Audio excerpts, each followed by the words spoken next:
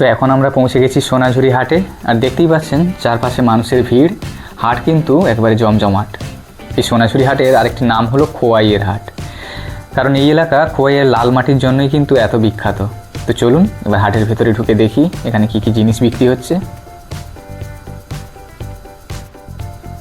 তো মূলত এখানে আপনারা পাবেন নানা রকমের হ্যান্ডমেড জিনিস, যেমন হ্যান্ডমেড পোশাক, নেকলেস, কানের দুল, হোম ডেকোরেশনের সামগ্রী, কাঠের তৈরি খেলনা, হ্যান্ডমেড ব্যাগ, আরও অনেক কিছু। তো চলুন পুরো সোনাঝুরি হাটটা ঘুরে দেখে নেওয়া যাক কী কী পাওয়া যায় এখানে। এই হাটটির নাম সোনাঝুরি হাট হওয়ার পিছনেও রয়েছে একটি সুন্দর কারণ। পুরো হাটটাই বসে একটি জঙ্গলের মধ্যে গাছের তলায়, আর চারপাশে যে গাছগুলো রয়েছে সেগুলো হলো সোনাঝুরি গাছ। সেই থেকে এই হাটের নাম সোনাঝুরি হাট। আপনারা যদি এখানে আসেন তাহলে অবশ্যই সন্ধ্যা নামার আগেই চলে আসবেন, কারণ এখানে কোনো ইলেকট্রিসিটির ব্যবস্থা নেই।